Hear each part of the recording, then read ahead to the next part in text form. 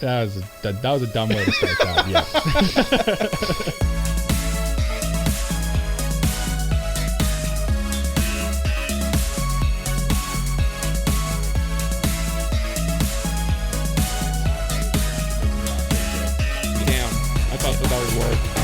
Chance. Mari Crombo Weebs. My name is Cole. His name is Mike. His name is Jay. We like anime, and this is episode 85 of the Anime Protagonist Podcast.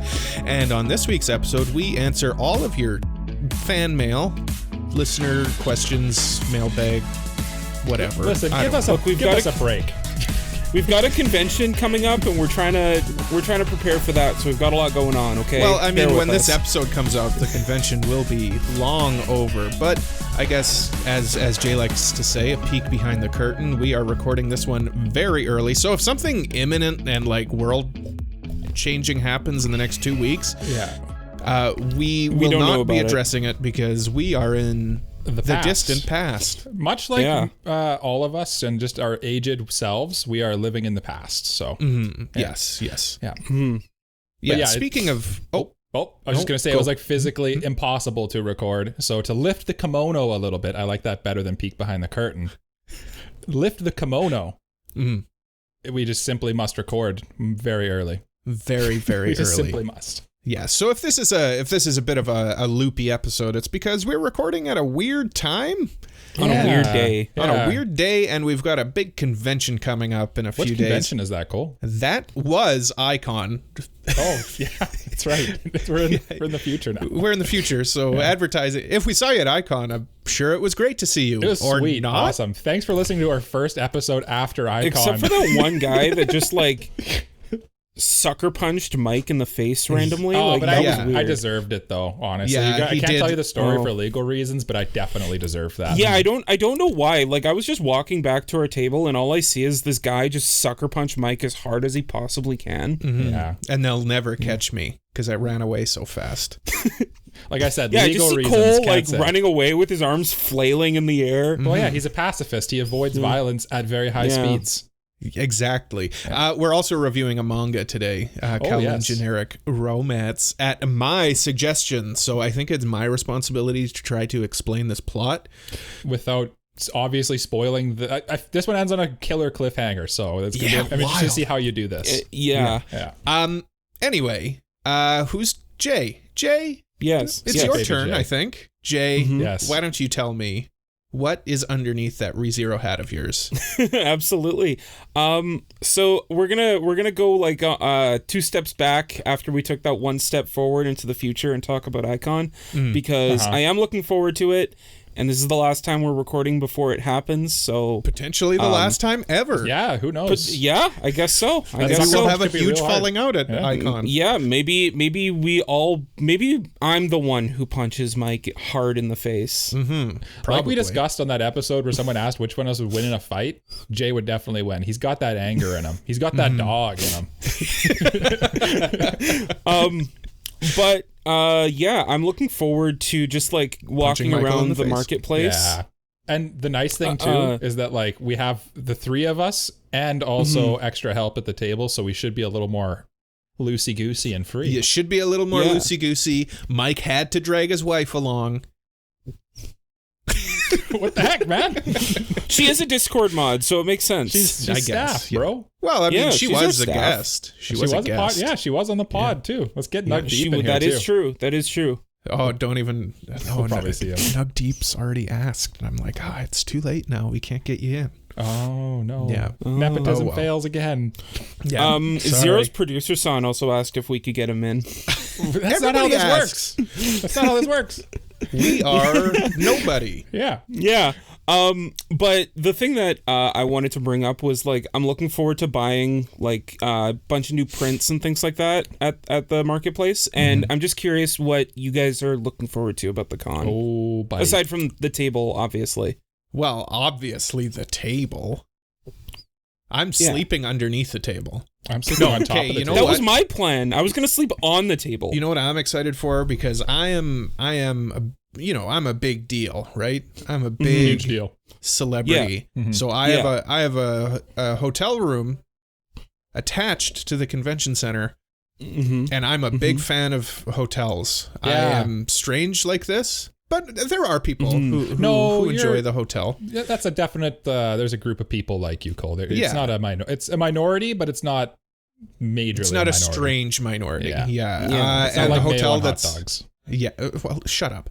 The hotel that's attached to the convention center is a nice hotel. It's very nice. Yeah, so I'm looking forward to that. I'm also looking forward, I have to buy a sword because it's tradition, and I need to buy some figgy. So those are my 2 purchases that I'll make. And then we're also going to get Slumdogs after, right? That was the plan. Yeah, of course. Slumdogs, for the listeners, is a awesome hot dog that's at the restaurant that's attached to the hotel that's attached to the convention center. There's a lot of attachment It's going on basically here. like if you took a hot dog, turned it into a corn dog by deep frying it, put it in a piece of naan bread with like butter chicken fixins. You got yourself a slum dog. It's great. It's wonderful. It's delicious. And cool. You didn't tell me this about the pool at that hotel because I just spent all week working there. Yeah. That pool is like an Olympic pool. Like it's like 2 meters deep on the deep end. It's an awesome I don't pool. know. I never go. I'm not swimming in that pool. I'll be too busy. I'll be too busy talking to our adoring fans. There'll be cosplay pool parties in that adoring pool. fans. Yeah. That is enticing, Michael. It's true. Thing I'm looking forward to most about Ai-Kon, I know we were joking about this, like the sitting at the table part, but honestly, like last year was so fun sitting there and just like talking to people as they come up. So I am looking forward to that again. And then obviously like the figures and just looking around at all the merch. And I love the cosplays too. I love looking at all the cosplays. Yeah. It's like just impressive how like talented people are at it, if that, you know what I mean? Yeah, just like how much work people put into those things. Like, the small attention to detail that some people do, like it's crazy how much effort people put into it. Yeah. Or even like the simpler ones are cool too, because it's just like you get to see some of your favorite characters like, oh, I know who that is, or you're kind of looking at someone, you're like, I don't know who that is, but that's cool looking. I know that this sounds very cliche, but like it really does make you feel like you're not alone in this like thing that you love. Yeah. Well, it's nice too. Like I'll wear my Psycho-Pass jacket, for example, and like I get a thrill when people are like, "Oh, Psycho-Pass." Right? Oh, okay. Yeah. Sweet. I'm not the only one who watches this. It's validating, right? It feels it's validating to go to like a packed convention center and be surrounded by people who are just like you. It's great. Yeah. No, it absolutely is. I love conventions. I'm very excited that we did this in the past future. Yes, it went really well in the past future. Yeah. The other thing I really like too is that since we're in I'd say like a B tier city, we're not A tier. We might even be touching C tier, honestly. We're in like the low Bs probably. So like our conventions don't get, like I was watching videos from like Anime Expo and stuff, and they called it like Line Con because like it was basically just waiting in a line for like an entire day. And we just don't have like the population here or the tourism or anything like that. So like I think like the only thing that gets like that stupid long line is the rave that happens every year. But like for some reason our local con has a rave attached to it every year. And it's hosted by Greg Ayers. Yeah, it's really popular. Yeah. The other one do you guys remember Comic-Con here last year? Yeah. That was, the lines there was insane too. Yes. Ai-Kon is a little more niche. So it's you can breathe a little bit more. I Comic-Con did open up a bit. Like it still wasn't as bad as like when you look at Toronto or like LA cons and stuff. No. Yes. Yeah. Or like New York City Comic-Con. Cole, you probably know this better, but apparently the marketplace for this year's Ai-Kon is bigger than any other one. Yeah, I mean I feel like they say that every year. Yeah. They posted that on their Instagram. Yeah. I don't know. Jay just wants to know how many square centimeters bigger it is than last year. 14 at least. There we go. Yeah. At least 14 square centimeters bigger than it was previously. How many decimeters? 2. Okay. How many kilometers? 0.02. Good math. Quick maths. 0.002? I don't know. Centimeter is... Decameter is 10 centimeters. A kilometer is... What? 1,000? 10 centimeters? I think it'd be like 1,000,000 centimeters. I don't know. 1,000 centimeters in a let's move on. A kilometer is 1,000 meters. Yes. And 100 centimeters in a meter is 1,000 centimeters? Yeah, no, 100. 100 centimeters in a meter. Centimeter. Right. Centimeter means 100. Yeah. Listen, this is absolutely this is way riveting. too much math. This is why the people come here. This Yeah. is why I say, why don't you consider joining our Patreon so that you can support this absolute nonsense? What do you support, the metric system or the imperial system? Let us know in the comments below. Yeah. You know what, Mike? Why don't you consider telling us what's on your mind? Ooh, sweet baby Jay. Nice little segue. What's on my mind this week? I have been well, I guess these past 2 days since we recorded, but I have been playing a little game that I've been meaning to play for a long time. And I finally dipped my toes in the fresh, refreshing waters that is the Atelier series. I have bought and purchased Atelier Ryza, something, and the Ever Darkness. Secret Cave? Secret Hideout? Something. It doesn't matter. Oh, thank Yeah. And it's the one that they're basing the anime on. So I'm playing the game and then I'm going to watch the anime is how I'm paneling this. And I don't know why I didn't get into this series earlier. Like it's one of those ones that I've always seen and I'm like, that looks interesting. I always think I should check it out. I just never kind of pulled the trigger on it. What I wish I'd known going in is that there is no English dub for these games. So it's all in Japanese. Yeah, that's whatever. Because honestly, I read them anyway. It just kind of feels like I'm playing like what's that game that like a Zelda game where they just talk in gibberish anyway. Yeah, because like I have no idea what they're saying. You can hear like the occasional word, and you're like, I think I know what that is. And then there are subtitles though, but it's nice. It's like a very it's nice to play a game that's like chill, but like a JRPG where the world's not ending or anything, and like you can kind of just like it's more or less just like low tier problems, and it's nice. Like, yeah, like it's just kind of big thing, but other than that, it's just some friends hanging out and being friends. Yeah, from what I remember, a lot of it is just like alchemy and stuff like that. Like you're making stuff. Yes, I am 8 hours into it, and I still am like getting tutorials every now and then about like some. I just got one about some kind of weird alchemy thing that I can do now, and it's like, how many things are in this game? It's a little ridiculous, but yeah, it's very nice. It's very easy. If you want something easy and just chill and like you don't have to stress while playing it, I'd recommend it so far. But I wanted to segue that into what's like a series, particularly games, but it could be anything that you guys have been like meaning to dive into for a really long time and you just kind of like didn't for some reason. It's strange. You know what? I'll say it because it's strange. I've played one of the games. And I love it. It's one of my favorite games, but I haven't gone into the previous iterations of the game, and that would be Persona. Oh yeah, that's Persona on my 5 list too. is great, but I haven't played any of the earlier ones, and I know that they're 3 available. Is getting a remake. I know that they're available, but I haven't gotten.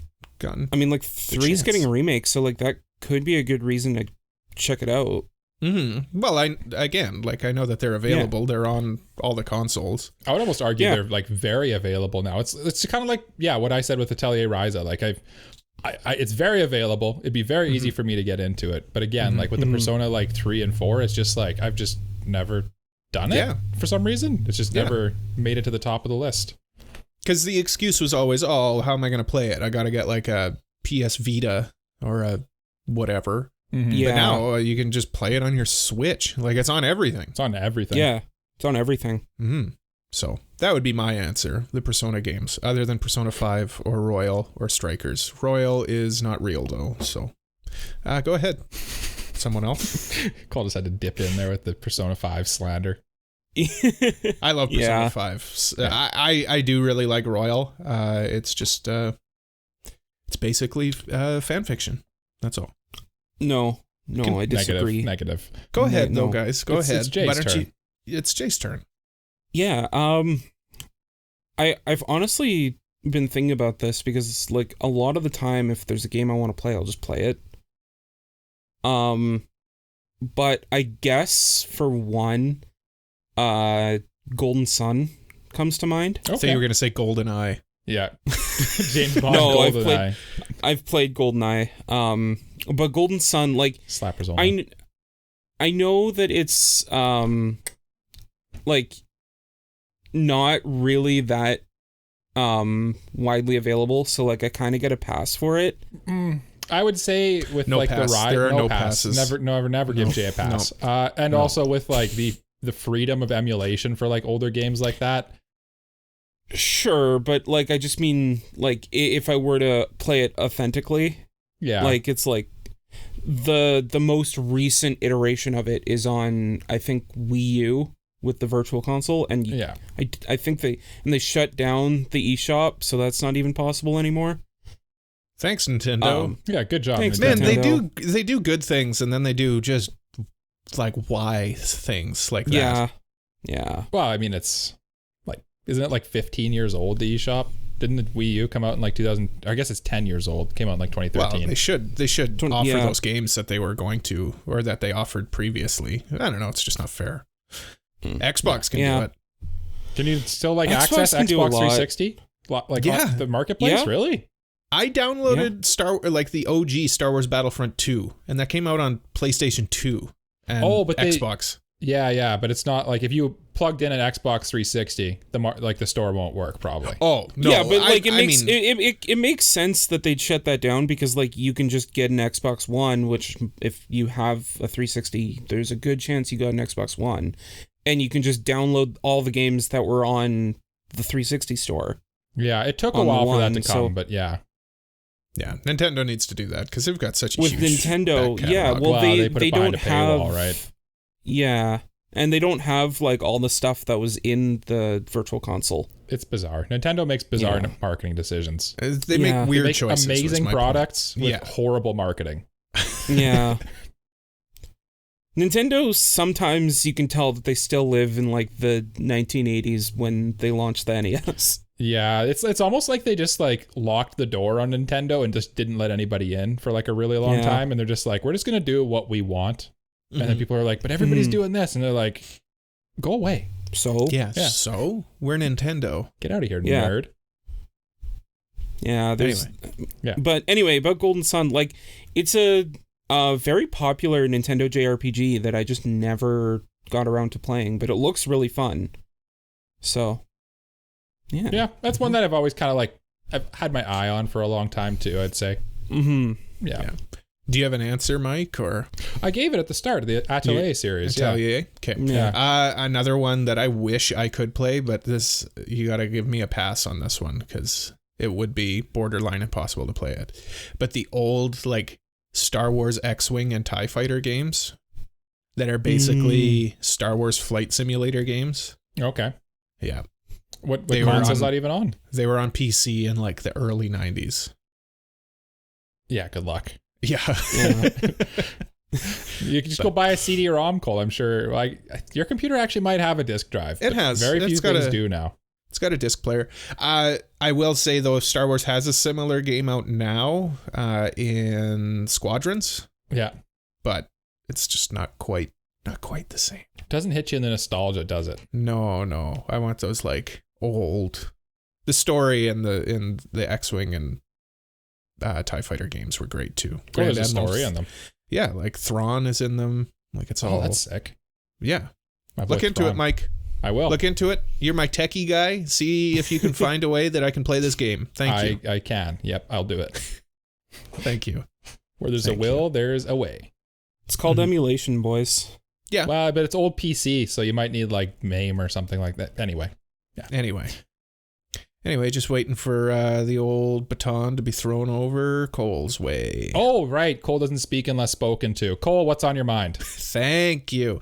Speaking of flight simulators, I've gotten back into Microsoft Flight Simulator. Oh, good. Oh, so I have to crash a plane into various things again? Yeah, can we come over and crash our planes into things? Absolutely, you guys can. I've got the keyboard and mouse set up and the joystick now, so like the joystick is what I need. Yep. I'm ready to go. I like the joystick.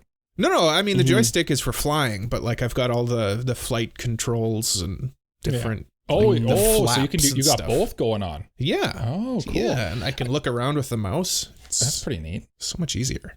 Yeah. The joystick has the word joy in it, so it's obviously better. Also, the joystick is called the Thrustmaster, which is also really good. That's great. Nice. Yeah, that's what they used to call me in high school. No, they didn't. They absolutely did. They called not. you the master of thrust. Yeah, exactly. Totally different. I have no follow-up questions to this, so why don't you guys tell me what your first Pokemon card was? Jay, go. That's a very good question. That's wild. I think my first Pokemon I literally card just thought of it. I didn't come prepared at all. Was a Blastoise card from like the Ruby and Sapphire set. Nice. Like, I think it was like EX Ruby and Sapphire or something. I can't remember exactly which one, but you got me thinking, man. I was very young, so it's kind of like all a blur. The one I cherished most probably would be my, like, I have a base set Charizard. That'd be like my pride and joy.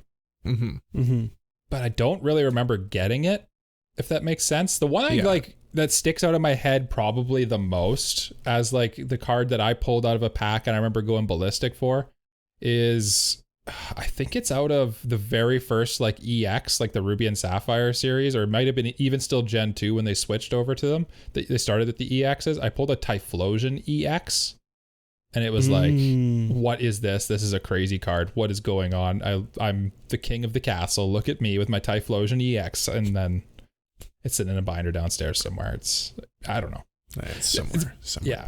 But lots of fossil packs, lots of like jungle packs and stuff like that too. But I can't remember those for the life of me because I was like 4. So yeah.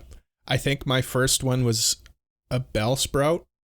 Nice. Bellsprout's a good Pokemon. Little whippy boy. A little whippy boy. And then one of my friends gave me a Charmeleon. No. The middle one?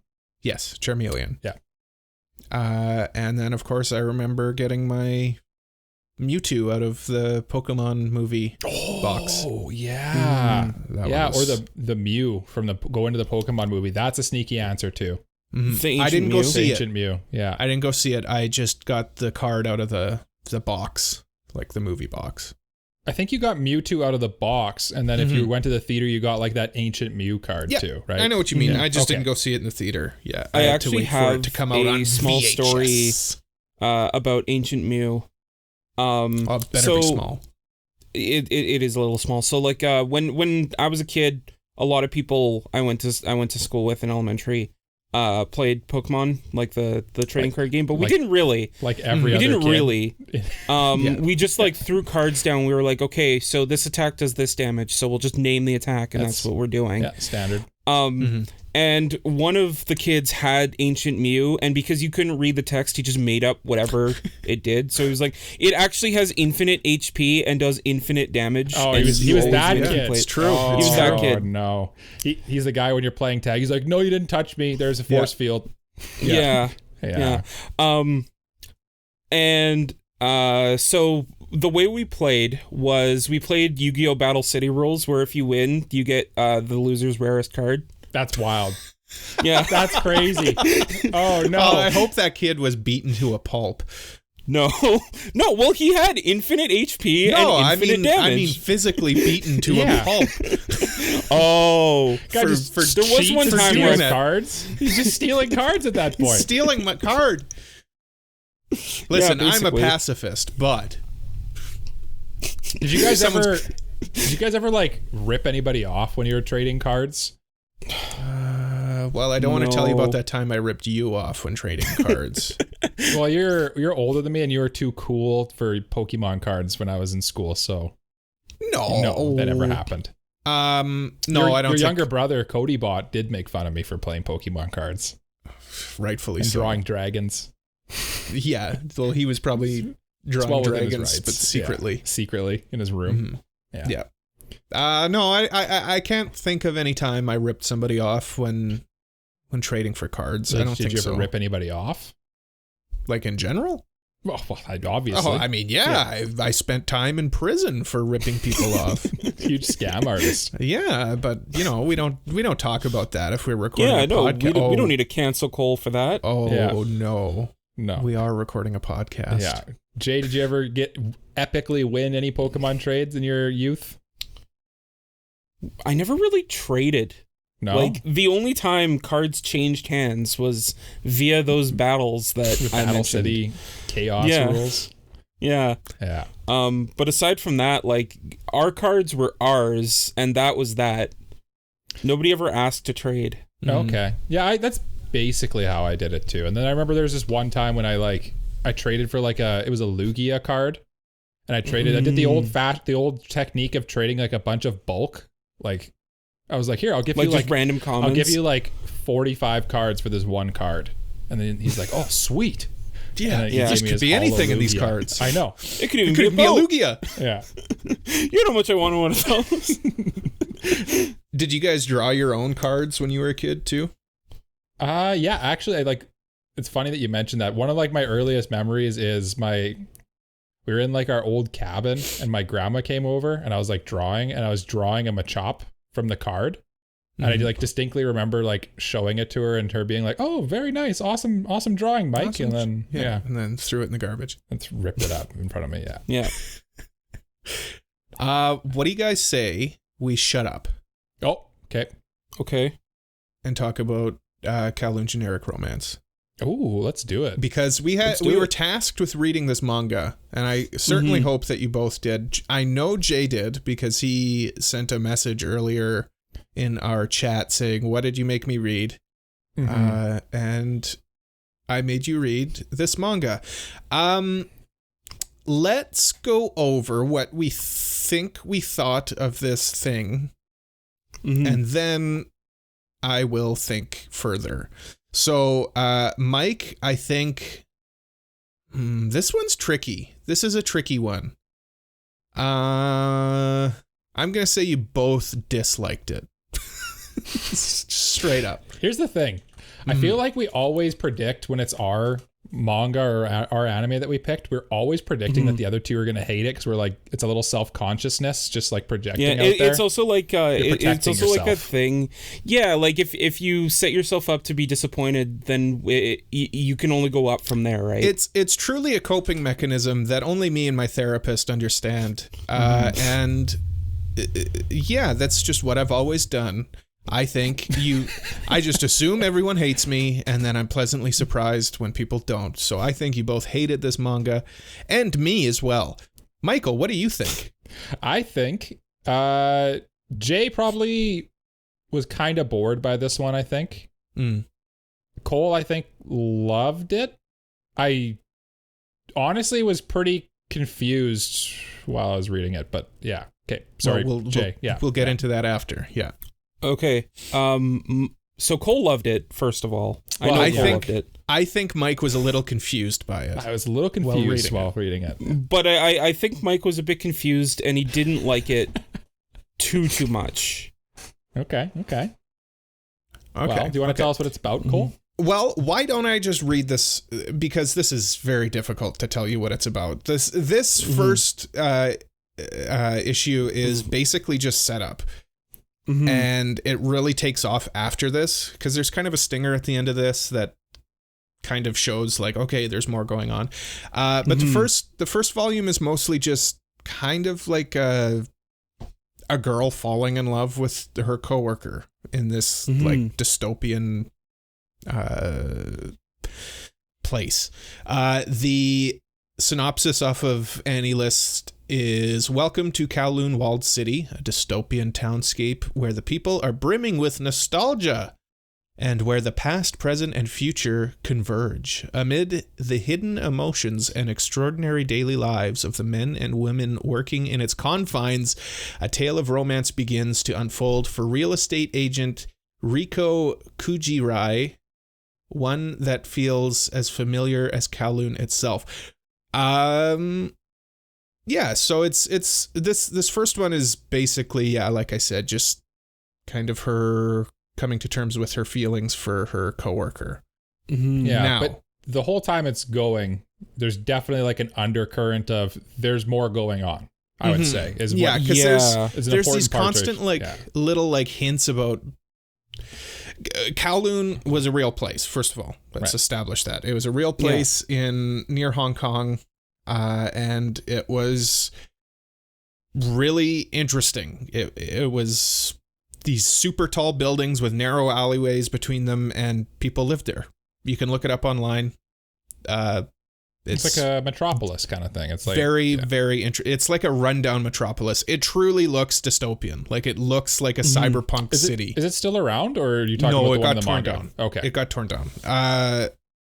Yeah, I look it up though. Like there's a lot of cool pictures of it, the neon and stuff like that. It if you think of like Ghost in the Shell, the movie Ghost in the Shell, like that's what it looks like. It was like a real cyberpunk town. That's kind of cool. Yeah. I didn't realize it was like recently. I always thought it was like a historical city. It was like in the 80s. I think it got torn down in the 90s. Oh, cool. Yeah. But this I feel like this manga was kind of the mangaka Jun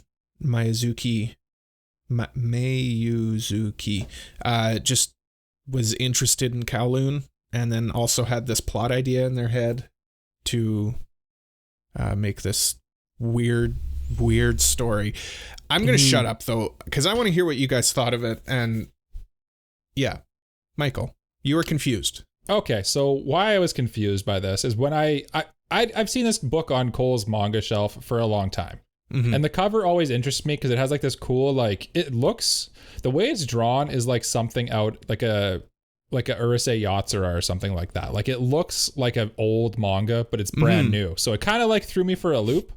And then I start reading it and it's like, oh, okay, this is like it is just a generic romance. And I'm like, oh, that's kind of weird. And then all of a sudden it got like very, I don't want to say ecchi, but like it got like pretty, there was like some pretty like, what is going on? Pretty adult things. Like there was the whole scene where like the one dude that Jay sent the clip of where he's in like watching a porno in a movie theater. Yeah. And he's like smiling and it's just like, this is weird. And then there's like the scene where she's painting and it's all like, but then I'm like waiting for like, I'm like, as soon as I figured out, okay, this is just like, Cole's just loving some sappy love stuff. It's not like the weird sci-fi dystopian thing I thought it was, because that's usually what Cole likes is cyberpunk. He likes the world being a bad place and bad things happening to people.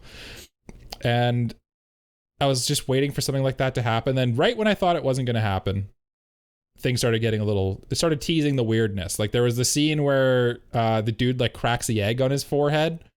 Or the scene where the girl like gets paint on her hand and then goes like full like hentai girl. It's just like there's clearly this weird. And then they kept saying too, like as soon as you get your eyes fixed, suddenly you can see things that you don't see anymore, or you never saw before. And I was like, okay, that's obviously hinting towards something. So she's like seeing more and more of like the world around her. And I'm like, is that just going to be like a normal anime trope or just story trope, or like suddenly she just sees the little details in life and appreciates them, or is there something bigger going on? And I had to like physically stop myself from continuing to read after chapter 8 into volume 2 because it ends on like the world's biggest cliffhanger. So yeah, it definitely takes off. Like I said, this is really just set up to like, honestly, it kind of like establishes you in this world, and then it just like, nope, we're going this way. Yeah, I'm actually looking. Yes. Okay. Mystery is one of the genres for it. And like if for the first like couple chapters, it doesn't really feel like it, like Cole said, it's really just set up. And then all of a sudden, like there's breadcrumbs dropped. Jay, tell us your thoughts. I was really interested in this manga. First and foremost, like Mike kind of alluded to, like the whole mystery aspect of it was really interesting. And I really like the dynamic between the characters. And like the more that's unraveled, the more interested I was because of how things were set up, how things were paid off, and just like retroactively going back and being like, oh, that makes sense. Oh, that was foreshadowing to that. Oh, that. And like, and like there were scenes where like I was thinking like, this is so weird. Why are they showing this? And then after seeing the reveal at the very end of the first volume, I went back and I was like, oh, that's super interesting. I don't want to get too spoiler, but like that was my main thought about what was going on. And I'm like Mike, I had to physically stop myself from continuing. Oh, okay. So you don't hate me. Yes, Cole, you're validated. No, I still do, but yeah. but that's a completely different reason. Yeah. But yeah, I was super interested in like what was going on and all that, and like I had my own theories in my head, but like it's just that kind of feeling of like I need to know whether I'm right or not. Am I right? Am I wrong? What's going on? But like I was like, no, if I keep going, then it'll ruin the first volume and that. So yeah. Mm-hmm. The definitely like a big aspect of this is nostalgia, right? They talk about it constantly in this, which I think the art plays a huge factor in. Like absolutely. I think we can all agree 100% that the art in this manga is fantastic. I love the character designs that this mangaka does. I love the art in this, and it's very like Rumiko Takahashi. Like it's very clearly inspired by the way that they do character designs, and just the city and how everything is all cramped. Yeah, it looks very like vintage manga, which is like what they were going for. But like, yeah, it looks good. And another huge compliment is it kind of also reminded me of Urasawa a little bit.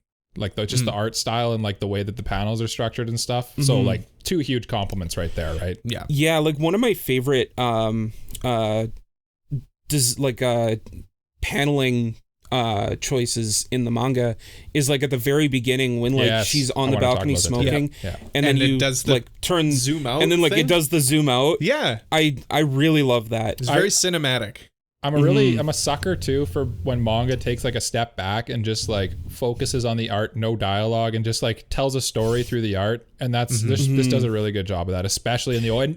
It's one of those things where like when you see that and when you're reading that as the opener to this manga, you're like, okay, I'm clearly reading something good. There's clearly like talent here at work. This is not just like some kind of superficial like battle shonen or something. There's clearly some thoughts you're gonna have while reading this, if that makes sense. Yeah. It eases you in. Like the first few pages are basically the main character waking up, going out onto her balcony, smoking them cigarettes and eating that watermelon. Yeah. Kind of reminded me of when we read vibey. What was the Chainsaw Man author one, Fujimoto one that we read? Look Back. Yeah. Gave me vibes of when we were reading Look Back, and it kind of does the same thing where like tells a story without any words. It's really talented. I also appreciate that the main character is 32 years old. I was like, yeah, I really liked the adult relationship between the two leads. And like adult. It was much more adult. Yeah. Yes, they're not like in college where they're technically adults but still basically children. Like they are fully established working class people. I didn't realize she worked for a real estate company until you read the summary. That does not factor in at all. Yeah, it doesn't really factor in. I didn't really know what company she was working for, just that she worked for a company. Yeah. She worked for a company that seems to help people with their rental stuff. I don't know. It's very vague. It says that she works for real estate, but it feels more like they work for like a rental agency. That's like kind they're of the doing vibe stuff I for got. tenants. Yeah. This is the same mangaka as After the Rain, so I think if you like that one, this would probably be it's a very similar art style. I would love to see an anime of this. I think it would work very well. I honestly, I'd be surprised if it doesn't eventually get one. Is it it's still releasing, and usually they wait till it's like either wrapping up or wrapped up to do the manga or the anime for good reason. But yeah. Okay, Mike, sub or dub? Did you? I read this one in sub. Did you read this one in English or French? No. Cole, how did you like the voice acting in this one? Terrific. How about the animation? I'm kind of poking fun at myself because I ordered this manga. Oh right. Like years ago. Yeah. Without realizing it wasn't in English. It wasn't licensed in English at the time. At the time, yeah. It was only licensed in French. en français, and I couldn't read it. But now it's in English, and I have the first volume of it. You should have just learned French to get your money's worth. Yeah, should have. Yeah. Would you guys continue reading this? I will tell you that this is the type of thing I'm a sucker for, is when a manga both has clearly like a good storytelling vibe going on, like they clearly understand the way to work art and weave it into the storytelling and make it like a compelling, interesting thing. And I am a sucker for this old art style. And I'm also a sucker for like that. Everything seems normal and there's just like normal story happening. Or is it? Yeah, I'm a sucker for that. There's something going on and I need to know what it is. So I'm going to for sure read more. Yeah. I love how the show just sprinkles in like these weird things. Yes. And then at the end, it's like, whoa. It built to it nicely. Cause like like I said, there was the weird egg on the face moment and there was the weird, like, there's just weird moments where you're like, and then they just don't address it again. And you're like kind of left almost in the lurch, feeling like uneasy, like your brain's like, what just happened? And then it just moves on. And then, well, the whole like thing up in the sky. Yeah. And none of them really, like, they just kind of like, it's just there. It's just this thing that's there in the sky. I think we can do light spoilers for this because this is the first volume. Yeah. Can I say, I don't know. What do you guys think? Should I say what happens at the end, or should we? I'd say leave that to leave that one. I say leave that one because I think that one's the big stinger that would really hook. Yeah, I'd say someone up to that point going into it for the first time. Yeah. Jay, would you continue it? I'm sorry, I don't mean to keep going off topic. Yeah. So the reason, because before we recorded, Cole was like, so Jay has this paused and Mike has this reading. And the reason I had it paused is because I was like, I want to keep going, but I'm going to wait, do this review, and then go back and keep going. I'm really interested in the mystery. I love the chemistry between the two leads. I think they had really good chemistry together. And like, I loved how it portrayed like the adult romance. It was it felt much more adult. I love like that little moment where she's like, yeah, I like him. Like it really felt like, you know, I feel like Jay was punching air when they read that. He was like, yes, let's go. Romance, boy. And then, there was one scene that like I had seen before I read the volume, and I was like, okay, I'm interested. Was it from volume 1? Yeah, it was from volume 1. I'm curious which it was. I'll tell you after. Okay. Because it touches upon spoilers, but like yeah, and that was portrayed really well, and I love the fact that like it showed like little hints toward what was going on.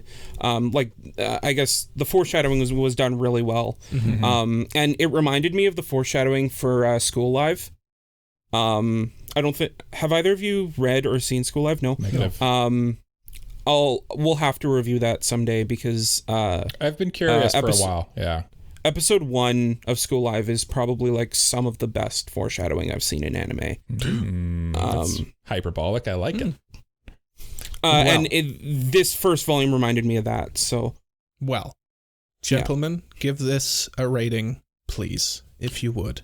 It feels criminal to rate this at this point because like I feel like I've basically you're rating read volume 1. Yeah. You're rating volume 1 on its own. Just as volume 1, I'm gonna give it a strong supporting character. It's very hard to not read on, but this volume 1 will be judged later by how the story continues. It can either go very bad or very good, and I'm curious to see where it goes. But as a singular volume, because you guys haven't read ahead, and no, I can appreciate that. Yeah, I obviously, you know what happens. I know what happens. Yeah. I know what continues to happen. Jay, what do you rate volume 1 of Kowloon Generic Romance? So before I get into an actual rating, because like I know I'm rating volume 1, but I just want to say like, give it a shot. Because it's not what you expect, and it has some ideas and plot developments that kind of take a turn that that could or could not hook you. And that ending stinger of volume 1 will probably be what lets you decide whether or not to continue. Yeah. Looked like you were struggling for words. So yeah, no. We got Sleepy Jay today, so it's, Jay woke up 10 minutes ago. Yeah. Even though we're 40 minutes into the episode. Yeah. So with that in mind, I personally would give this a supporting. It was very interesting, very good. And I'm interested in seeing where it continues from there. But yeah, for the listeners, just give it a try. And by chapter 8, I'd say that's probably where you'd know whether this is for you or not. Yeah. At the end of volume 1, you know if you're into it or not. I'd echo that too. Yeah, I'd echo what you guys said. Supporting for me as well. Great character designs. I like the character dynamics, like Jay said. The story is engaging, interesting. You want to see where it goes. Gets its talons into you.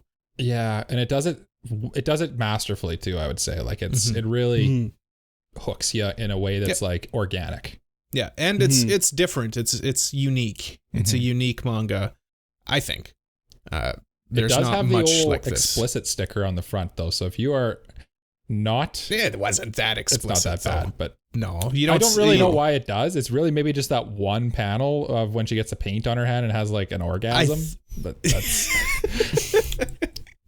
I was going to send that one to Cole as well, but I was like, I'm going to hold off because I don't think he wants. Yeah. I think it's the imagery. Well, I mean, he does. The guy goes into that theater to watch adult films. That's right. Yeah. It is kind of adult material, but it's good. It's better. But there's no like nudity in it or anything like that. So if you're concerned about that, don't be. It's good. Check it out. Check it out.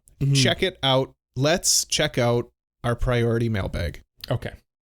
It's time for the mailbag. Well, I think that's long enough. I think so.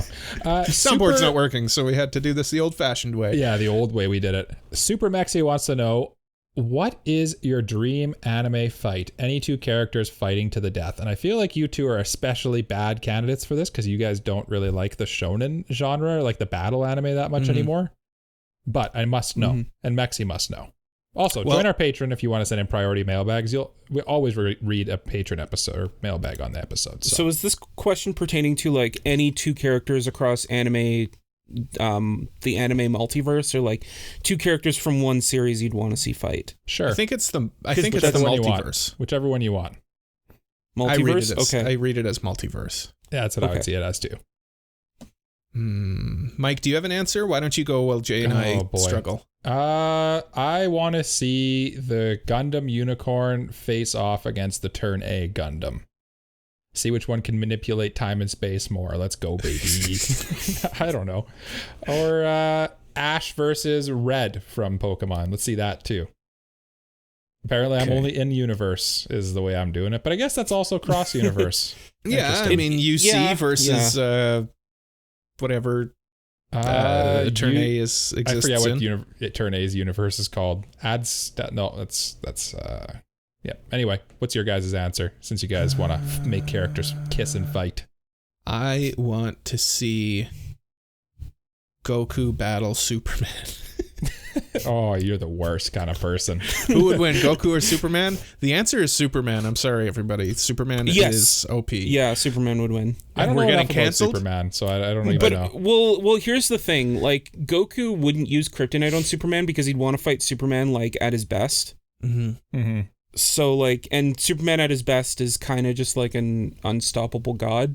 Yeah. Okay. Yeah. Yep. Okay, good. I'm glad that we agree. Superman is too strong. No, an actual answer. I would like to see the Evangelion Unit 1 versus the Unicorn Gundam, because I feel like they have similar, not similar sets of powers, but like both of them have apocalyptic levels of power. Yeah, let's throw Big Zam in there too. Let's throw Big Zam in there. Why not? The best Gundam. Because the Big Zam is actually probably closer to the height of the Eva too. Yeah, I mean it's big, but the unicorns. It does. You know what? When you're talking about giant robots, I don't think the size really matters that much. No, it's the power level. Yeah. Yeah, and both of them, are super duper superpower, super robots. I need to rewatch Unicorn. I kind of forget exactly what the Unicorn does, but the Unicorn's the best Gundam. It's my favorite Gundam. Yeah, it's iconic. It's the reason why it's the one that's in front of. If you don't know, when you see the pictures, the Gundam that's in Diver City in Tokyo, that's the Unicorn Gundam. Yeah. I've seen it. In person. No big deal. Yeah. Whatever. It's okay. Whatever. Jake, I don't want to brag about how I went there. While Cole's bragging, tell us your anime fight. This is a very difficult question because like you said, I'm not really like the biggest, like I want to watch two characters or like fight. Mm-hmm. You know. What about like not even like a death match? Well, they did specifically say fighting to the death, but I was just picturing like Nino and Ichika fighting too. Then I thought that's pretty good. I was thinking about like submitting that, but I feel like that's Ichika would win for sure.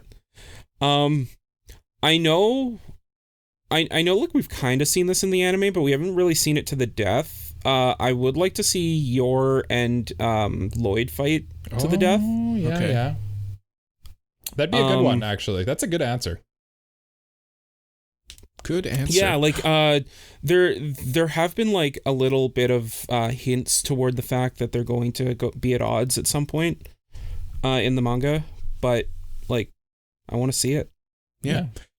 Speaking of manga, I completely forgot, Jay. It was your turn to nominate a manga to review. So before we go to break, why don't you give us manga that we will review? For sure. This is a manga. This is a manga. This is a manga that has had a film adaptation, live action film adaptation starring Tom Cruise. Okay. Cool. This is a good manga. I haven't read it, but I'm interested. Drawn by the same artist as the Death Note artist. And it's been in the background this whole time. There it is. All you need is kill. All you need is kill. All right, cool. Yeah. One shot. Nice. I like it. I like the one shot. Like that one. Volume, 14 chapters. I think it's 14. 14?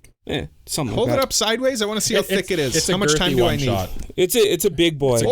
There's some girth there. Jay, you're killing me. Put some homework on you there, Cole. Yeah. Oh, no. Yeah. Okay, well, let's read that. And we'll come back after the break and read all of the mailbag questions that we have piling up so high behind Michael. His bag is full of huge bag full mail. Yeah. We'll be right back after this break.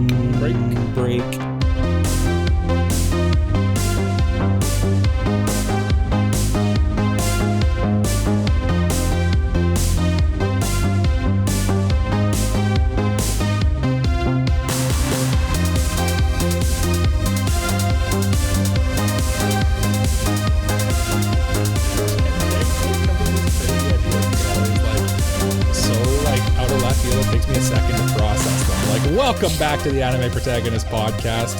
We are in the time crunch for Ai-Kon, so we're just going to react in our mailbag, overflow it with you wonderful listeners, questions you want to hear us dish out on. And the ones we've selected are good ones, and we're good people, and we're going to talk about them. All of that is questionable, other than the talking about them part. And that the questions are good. The questions are good. Really, the only thing that was questionable there is that we are good people. That's true. Yeah. Jay was talking about how we should record just silence and then upload it for the second half. And we thought about it. We really did. But we're saying no. We should probably put our annoying voices on the record here for people to listen to. Yeah. No, look, man. I think people love silence. Silence is golden. Silence goes a long way. Yeah. So for the rest of the episode, Jay will be silent. I shouldn't say that because he will do it. I know Jay too well. He just muted his mic. But before we do that, as Cole says, before we get into any of that, we do need to nominate characters for our upcoming romance thing. Well, I guess couple tournament thing that we got going on. We don't know exactly what they're doing yet, but they're all couples. They all have to be romantic couples, as I was reminded last week when I nominated Mr. Mime and Ash's mom, which are a romantic couple, I maintain. They're in love. And they're in love. At the very end of the episode, we're gonna reveal the next review. It's gonna be a fun one. Possibly. It's all up to you, the listener, because it's a listener choice. We've been teasing that long enough. We each will nominate one, and you will choose the winner. But let's do our characters then, I guess. I have a couple. Okay. I will nominate Nagatoro and Senpai from Nagatoro and Senpai. Okay. I that's my nomination. I like it. I like it. Okay. I'm here for it. Michael. And who's Jay got? Yeah, Mike, go ahead. Okay, I'm going to go with, I'm looking at who's been nominated here. I'm going to go with Mitsuha and Taki Tachibana from Your Name. The couple from Your Name is the easier way to go about it. Okay. Yeah. Okay. That's who I'm going with. Okay. And I will go with Sakuta Azusagawa and Mai Sakurajima from Bunny Girl Senpai. Oh, you always have to make it It's a matter of time. It was just a matter of time. Next, I will be nominating Misato and Misato. You're going to say Misato and Shinji. No, there's a canon relationship. Yeah, there's a canonical relationship. Misato and be a weird one to include. Kaiji, that guy. Kaji. I can't remember. Misato and Gendo. Gendo and Ava Unit 1. Yeah. Spoilers. Gendo and Gendo. Gendo from the Shinji Ikari Raising Project, because those are two different characters. Mm-hmm. Gendo and his gloves that he holds so closely to his lips. Gendo and his glasses. Gendo. Okay, let's record this. Let's record this dang podcast. We've got mailbags. First mailbag to answer. Michael. Yeah. I'll let Cole decide the order of them. Oh. Because he's the hosto with the most. Okay. I will choose this one that I don't have an answer for, but I will scramble to come up with one while you guys tell me your answers. And the question is from Bunny. And it's the one I feared. And he sent it all the way back on May the 12th at 10:44 p.m. Oh, good. We have the times listed Bunny, here. Thank you. Bunny, you're up late. Yeah, go to bed. But he needs to know before he goes to bed, who is your favorite anime composer and why? Now, allow me to struggle mightily while Jay tells me what his answer is, because we all already know what his answer is. If you've been listening for a long time, you know what Jay's answer is. Yeah, I don't think I even need to say it, and it's just because it's really his music's really good and it's really cool, and his drops are really good. It's really cool. There you go. I'm pretty sure you get it by this point. It's Sawano. Yeah, I was gonna say humor us and say the name. Say the name of those who speak. Cole, can you bleep out the name when I say it? Absolutely. And then Mike just put a picture of Sawano on screen when I say it. Oh, well, nobody knows what he looks like. Yeah, I couldn't tell you what he looks like. Could you? That's your problem. Could you that pick sounds him like out a of skill issue? Could you actually? Yeah. Could you pick him out of a crowd? Yes. That's a lie. Skill issue then. There's no way. There's no way you could. Jay, why don't you tell us about him and why you chose him? Yeah, why do you like him so much? Favorite? Why I don't know. I like his music. I like the drops and the beats and everything. It just sounds really good. I like Sawano a lot, even though like I know at this point it's kind of become a bit of a meme, the Sawano drop. Mm-hmm. Like I do like, he does do a good job of music. He's kind of like, to me, and this is gonna maybe be a bit of a hot take, he's like the Michael Bay of like composers, where he kind of like does the same couple things and it's always like so over the top that it's kind of like the equivalent of like Michael Bay with explosions. Yeah. And like camera shake and stuff. You know what I mean? It's I get that. It's still good. I still like it, but it's it's predictable. I understand that. I wouldn't call him like a one-trick pony because he's super talented, but he has his niche that is he has crafted into sorry. I lost track. I lost track of my thought, and I have to keep holding on. Scramble. I have an answer. Oh, okay. I have one. Okay, go ahead. I have one too. Go ahead. Oh, okay. Mine, I thought about it, and then I did a quick Google, and I was like, oh, there's an obvious answer for me for this one. And that answer is simply Joe Hisaishi from Studio Ghibli. He did a lot of the Ghibli soundtracks, and they're honestly just some of like... all of like so many themes from Ghibli are just so instantly recognizable and nostalgic, and just kind of in the same vein as Sawano. He sort of has like his vein, but he's more varied, I would say, because he just has different types of, like, Sawano usually does the soundtracks to kind of the same type of shows, right? Like they're usually something like kind of political, a little like edgy and like heavy, whereas Ghibli can be all over the map. But usually, I keep the name Joe Hisaishi, he usually does kind of like the more whimsical and fantastical of the Ghibli movies. And I honestly couldn't tell you which ones he did or not, like off the top of my head, but I'm pretty sure he did like the Totoro theme, which everybody can kind of like, as soon as I say that, it starts playing in my head. He did Spirited Away. I think he might have done some like video games too. I'm pretty sure he did some of the Final Fantasy soundtracks as well, but I could be totally off base with that. But yeah, that's my answer. This was not a good question for me because I don't usually pay attention to the names of like the composers, other than just Sawano is like, I always can tell when it's Sawano, if that makes sense. Yeah. He did do the compositions for Ni no Kuni, which is a Ghibli. That's basically a Ghibli movie. Yeah. It's just game form. Yeah. Cole, have I scrambled long enough for you? You've scrambled enough. I'm going to go with one. I was thinking about it, and then it popped in my head, and I can't believe I didn't. I'm going with Yoko Kanno. Okay. Let me read some of her credits to you boys. Okay. We've got Macross Plus. Okay. That's fine. No big deal. Escaflowne. Okay. Cowboy Bebop. Oh, yes. Didn't they do Carol and Tuesday as well? It's a she. Wasn't that? Oh, yeah. Ghost in the Shell, standalone complex. Sounds like a very cool answer. And then she was also involved with, I believe, the Evangelion opening. Like, she's all over the place. She's composed music for a long, long time. And not like, I wouldn't say recognizable, but she's worked on some of the most recognizable anime, and that's why I'd go with Yoko Kanno,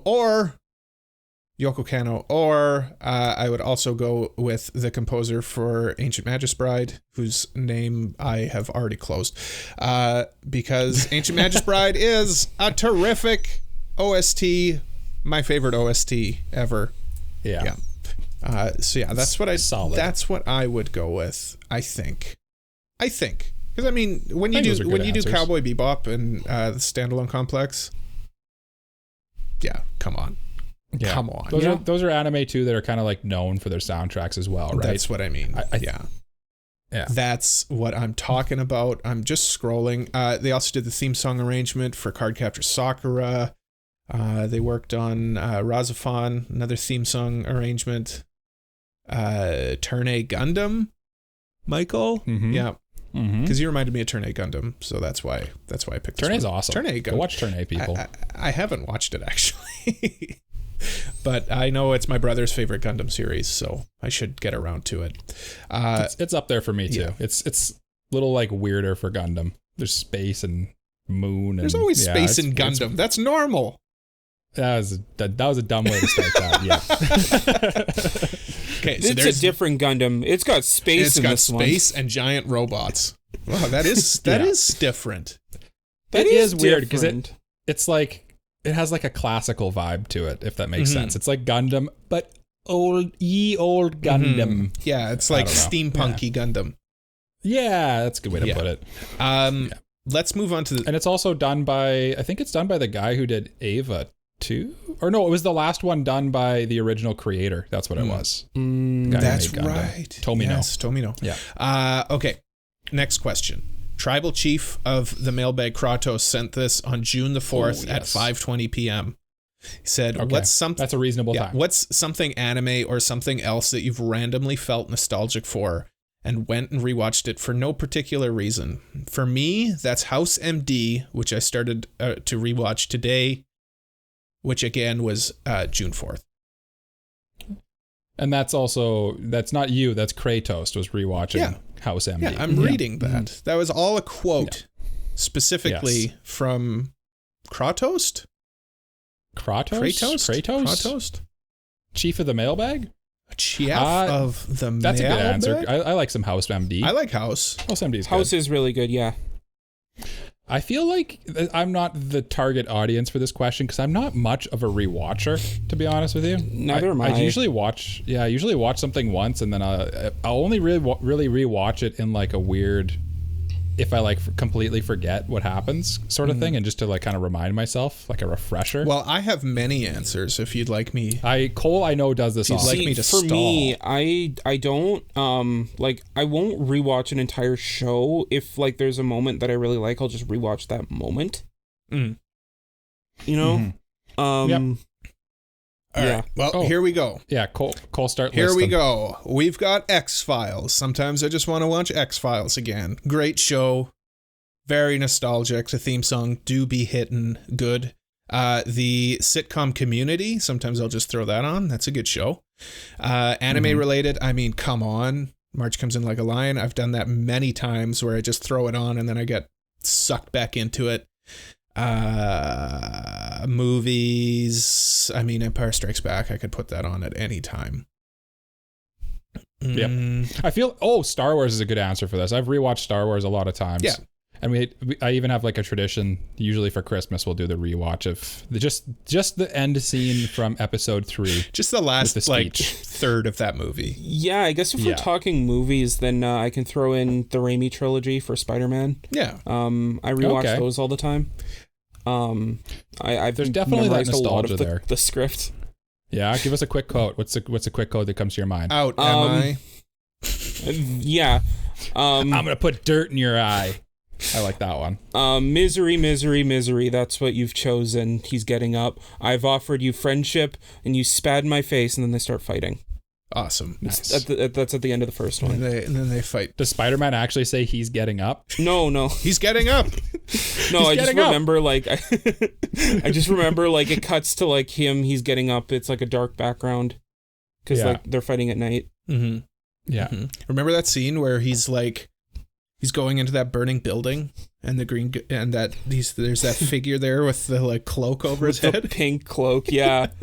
So stupid. How could he not realize that was? Are you in or are you out? It's you who's out, Gobby. Out of your mind. Wrong answer. Great?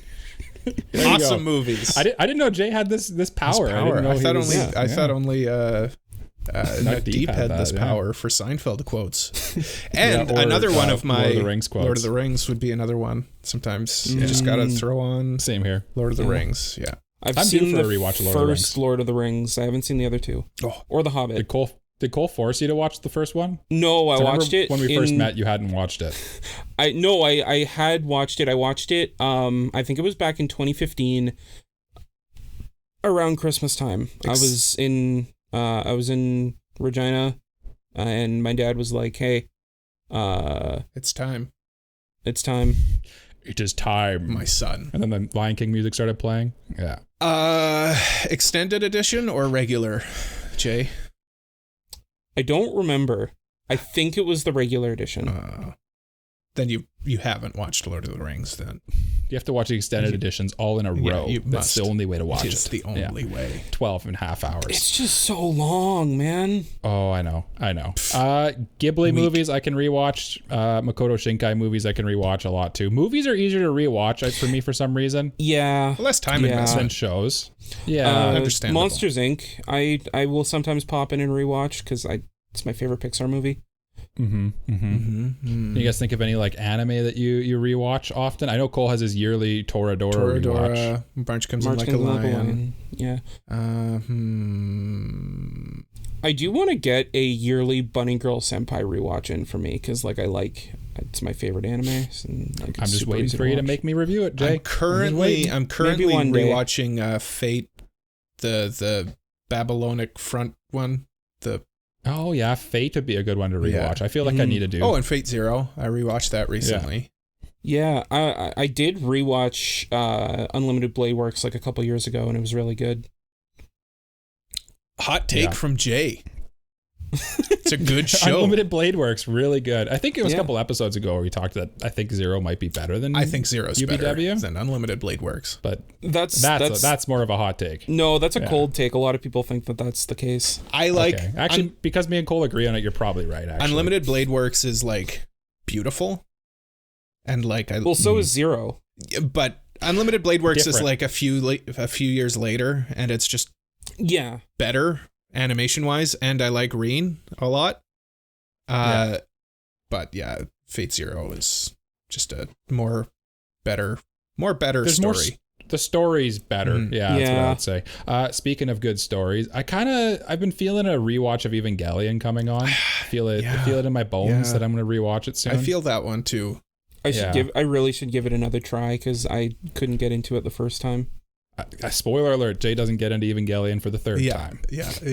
Check back next week for another week of Jay not getting into Evangelion. Yeah.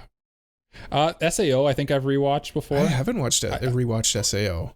No? I think I've watched it twice. I think I need Or FMA Brotherhood too, Full Metal Alchemist. For SAO, I rewatched like various scenes. Like I'll rewatch the very end of the Aincrad arc. Okay. You know what was sitting in my head recently when we went and saw the movie, and the scene comes up. For Sword Art Online? Yeah, and the scene comes up where he calls himself a beater, and everybody knew it was coming, and it was like the anticipation in the theater was like palpable. And then when he said it, it was we all knew. Yes. Everyone knew. Yes, he's a beater. He beats. He's a beater. What a who thought that was a good idea? Kirito did. Know. Yeah, Kirito. Yeah, but then like in the show, beater. I like that. He's like one of the cringiest characters, and that fits him perfectly. But like in the show, like they play it off straight. Like nobody's like, "What?" Yeah, no. Some guy in the back's like, "What did you just call yourself?" A beater. A beater. I beat it. Professionally, everybody, get him! Beat him up! Yeah. Beat the beater. Yeah. Should we continue? We can. Well, he's a beater because he's the guy who beats the game. Spoilers. Yes. Only gets halfway through the game and then beats the game because they were 75%. More like he's a cheater. Yeah. Well, he's a beta tester and a cheater. That's where beater comes from. Oh my god. Yes. Mm-hmm. On this week's edition of Jay Explains the Joke. Okay. Next one. Yes. Okay. Devin asked on May 30th, 2023 at 12:39 p.m. Okay, this is the big one. What's your anime origin story? Yes.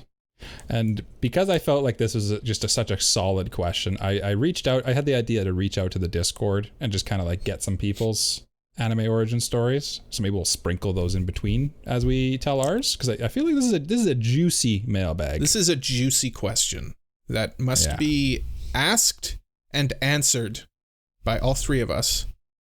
Yes. Yeah. Starting with Jay. Jay, go.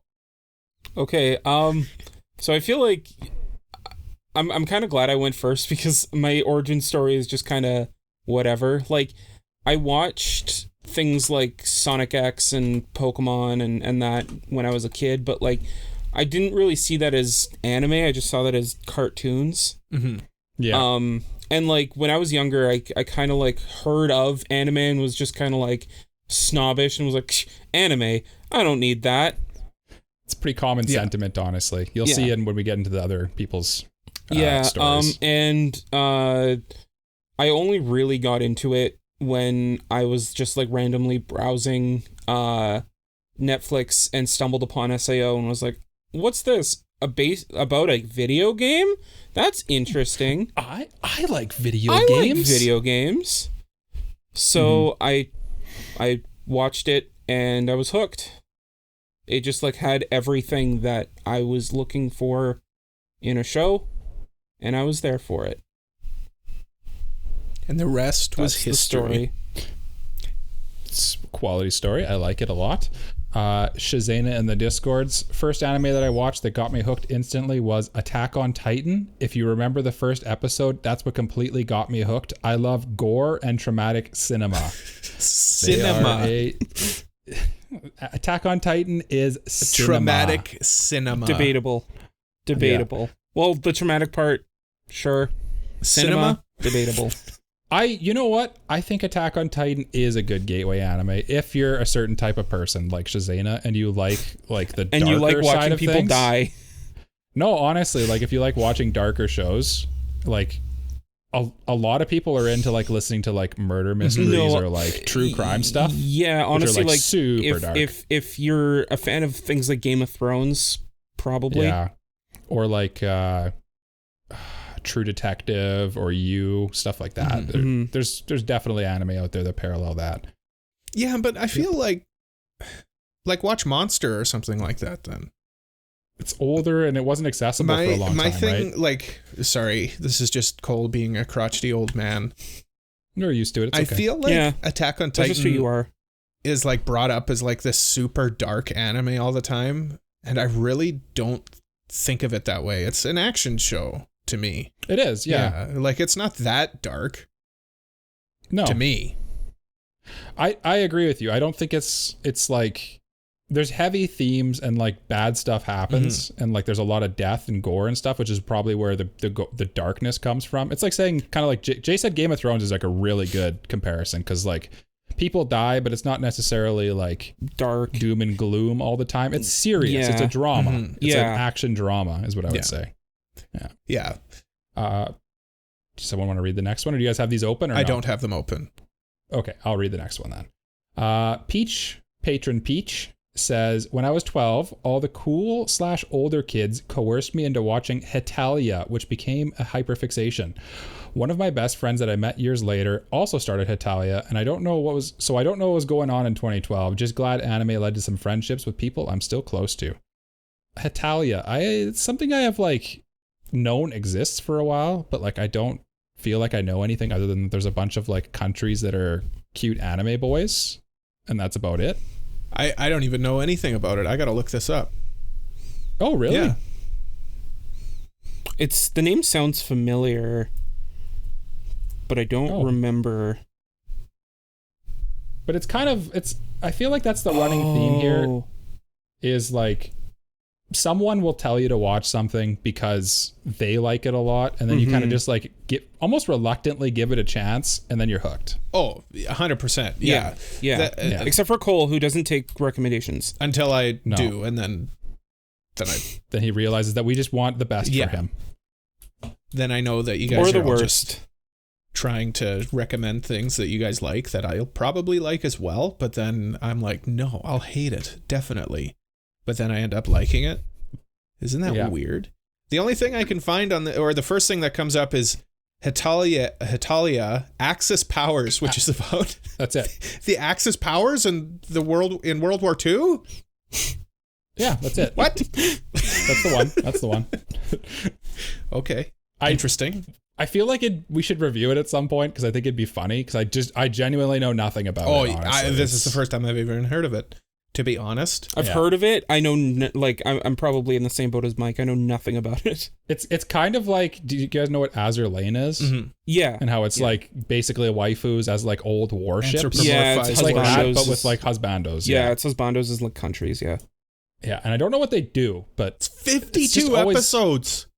Is it? Oh boy, we could do hold on. Episode duration 5 minutes. What? Yeah. This is doable. Okay, the boys learn about Hetalia today on the podcast. This is doable, gentlemen. That's crazy. What is that even? That's less than that's like a 15 episode season? I don't even know what that works out to. That's crazy. Quick maths. Quick maths. Yeah. It's 250 minutes. 50 episodes times 5. 3 hours. Okay, that's literally just a season of anime. That's shorter than a 12 episode season of anime. That's doable. That's doable. Let's watch it. Okay, plus like probably 30 seconds of an OP and ED too. Does he have? I don't even know. Could you imagine if there was like a 1 minute OP and ED in a 5 minute show? That's a quick watch then. I watch One Piece and it's like a 20-minute show with like 5 minute OP and then there's like a recap and it's like 7 minutes of the show are like skippable, completely skippable. I think the point of this answer though is yes. Recommendations I think are very often the way to get into anime. Like, oh, have you checked out Attack on Titan? Like, you should watch Attack on Titan. It's a good show, Jay. Yeah. It's there's people that don't like it. I get it. I've given it 10 volumes of the manga. You can't see it. I can't see it. No. I can't see it. I've given it 10 volumes. I'm just going to pull up random volumes that I have on my shelf of the manga. I've read the manga. It's not my thing, okay? I've given it a chance. There you go. There it is. There Mike, it is. why don't you answer the question? Oh, you want me to answer the question? I want you to answer the question. I've said it before on the podcast, but I'll tell it once more because I like telling my story. Everyone likes talking about themselves. Basically, I started out as a young little boy, and I was watching YTV. Yeah, most people do start out as a young little boy or a young little girl, but not me in this case. I was basically kind of similar to Jay, and I feel like this is again a common thing. I was watching my cartoons, watching my Sonic. I don't even know if it was Sonic X. It was maybe just Sonic the Hedgehog, and like all this other stuff. And then this Dragon Ball Z thing came on TV, and I was hooked. I would be like jumping on trampolines, doing kamehamehas and all sorts of stuff as a little lad loving his Dragon Ball Z. I had no idea it was anime at all. I just thought it was a cool cartoon. But I kind of knew it was different than the other ones because it just sort of felt different. And like I kind of remember too, like Knights of the Zodiac and stuff like that being on TV and being like, oh, this is cool. And obviously Pokemon I watched too. But I feel like that doesn't even count as anime because like it was, but it's different. Yeah. Yu-Gi-Oh. Yu-Gi-Oh. Yeah, I watched a lot of Yu-Gi-Oh. All of those things that were on like Toonami and like Cartoon Network and stuff like that back in the day. But up here it was YTV because we didn't have those. It was Teletoon and YTV. Teletoon and YTV, yeah. Yeah. Good and old also Canadian on blast Fox and the Fox box. The Fox box, that's where Sonic X was on. Yeah. Okay, and that's where One Piece was as well. Yeah. Yeah, what else did they have? One Piece. I think Dragon Ball Z Kai was also on there. It was, yeah. Oh, that was way too late for me. Hey, I remember like when I moved out of home and I got my first apartment as an adult, Saturday morning, I'd just turn my TV on and it'd be like, oh, sweet, Dragon Ball Kai? I'd watch that. Yeah. That was...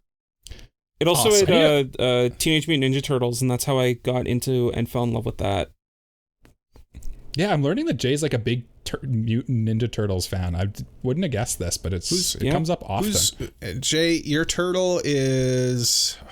Mike's is Leonardo. Why do you know that right away? I don't know who Leonardo is. You just strike me as the Leonardo guy. Leonardo type. Okay. Jay... I want to say Donatello. Interesting. Then who's Cole, Jay? I feel like Cole is either Raphael or Michelangelo. Interesting. And do you agree with Cole's take on me? And you? That's a no. I don't know. Like, are you saying who our favorite Ninja Turtles are, or who we are as a Ninja Turtle? No, who your favorite Ninja Turtle is. You were saying who we are as Ninja Turtles. No. Who your favorite Ninja Turtle was. Because it says a lot about you. Yeah. You're okay. Who your favorite turtle was. I don't know who Mike's favorite turtle is. I didn't watch it, so I have no favorite turtle. Splinter was my favorite Mike turtle. would like Leonardo. He's the straight edge leader. Is that the red main dude? No, that's the blue guy. He's got the two swords. He's the blue guy. Okay. The red one is Raphael. He's the coolest turtle. Raphael is my favorite turtle. Jay, answer. Leonardo is my favorite turtle because, Leonardo and Michelangelo are very similar, but for different reasons. Leonardo I love because I loved swords as a kid. And then Michelangelo I loved because in the classic, and not really classic, but like in the Teenage Mutant Ninja Turtles game on the GameCube, there was a cheat to give Michelangelo infinite fire shurikens. But only Michelangelo? But only Michelangelo. So you could just like spam fire shurikens with Michelangelo. Those are like the two polar opposite easy. Turtles, though.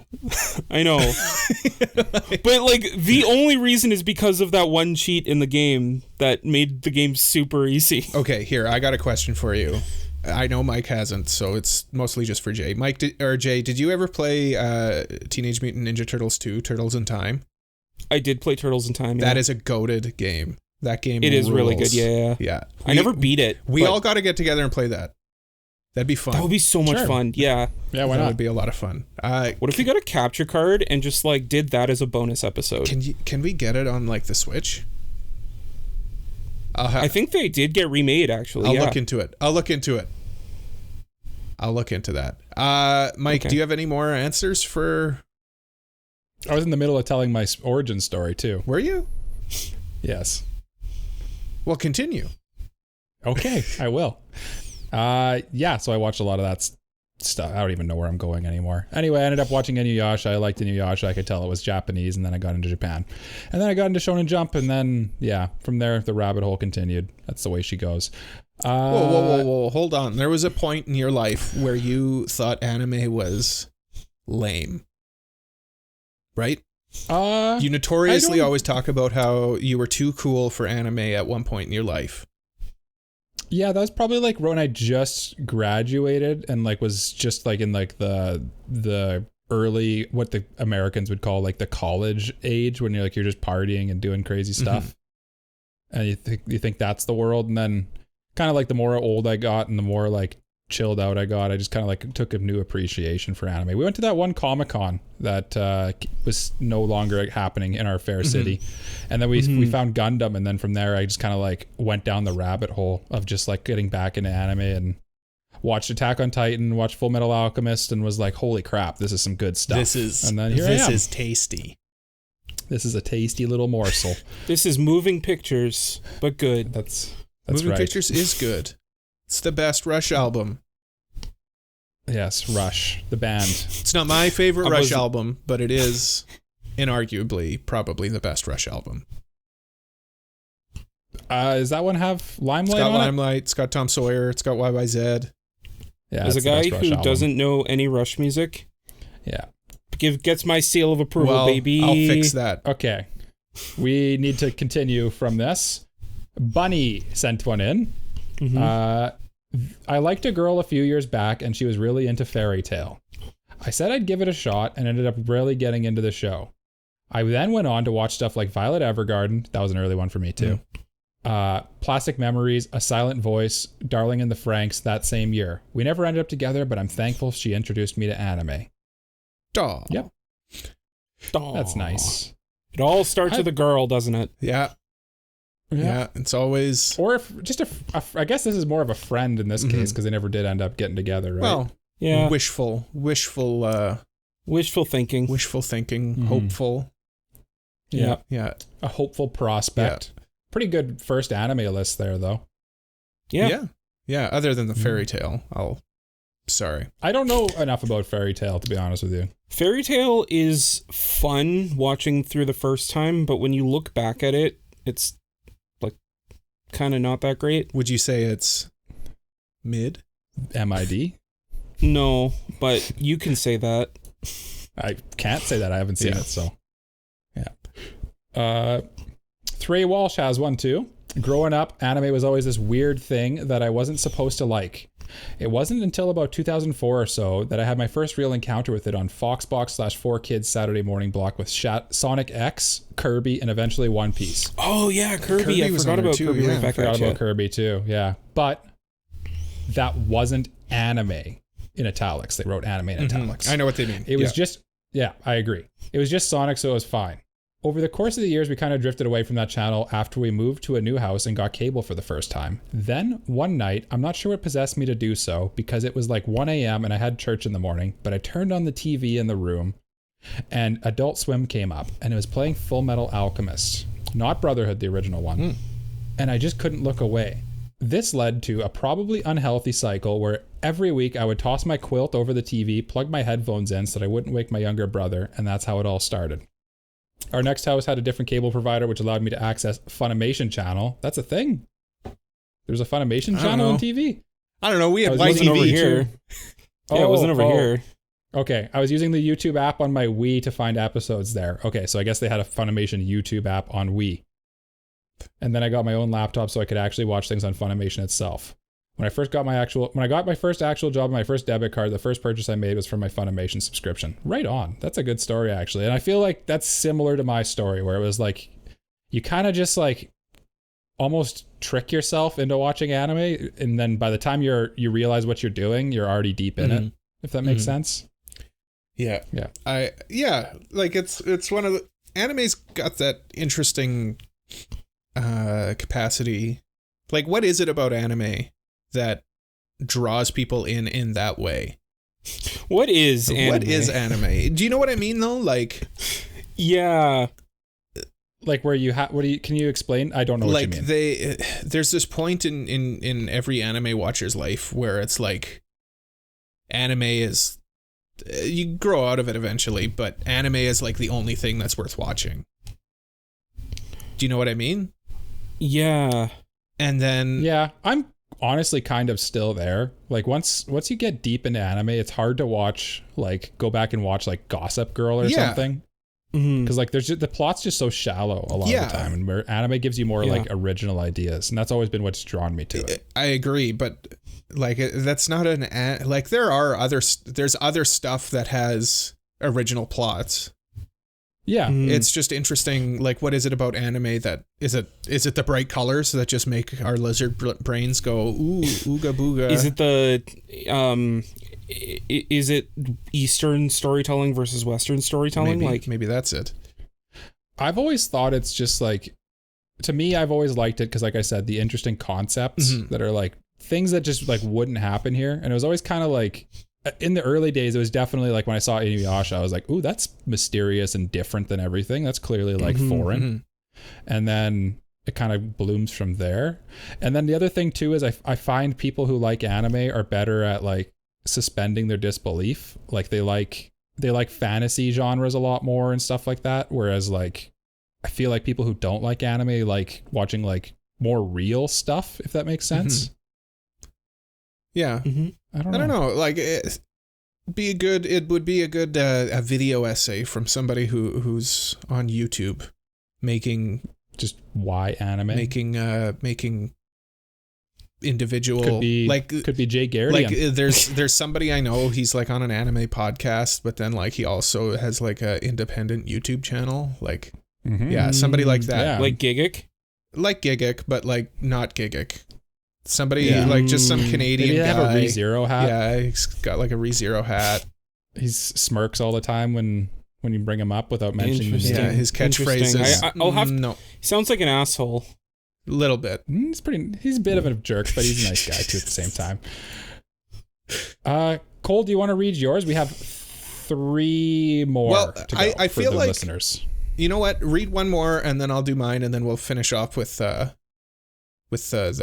question review reveal. No, with the 2 that were submitted, and then we'll do the review reveal. Okay. The next one from patron Super Maxi. Some of my best friends used to watch Naruto growing up, and I always made jokes about anime and thought there was no way I'd watch it. Again, common theme there. There's this like weird stigma with anime, right? I'm talking right now. This is not Super Maxi's, which I don't really get anymore, but it's still there. Because we've touched on this before, but like, it definitely feels like people look at anime in like a this is weird light. Yeah. I think part of it's like back in the day, like if you go watch 80s OVAs and stuff like that, it's like remember Cole when we watched that Ninja Scroll movie? That was awesome. It's awesome, but like there was some wild stuff happening. There was some wild stuff happening. I think I was used to that though, growing up, being like a big Star Wars fan. I got teased for liking Star Wars a lot growing up. Yeah. I got teased for being a gamer when I was in high school. Like, So there's, everyone gets teased in high school for something or the other. 100%. Yeah.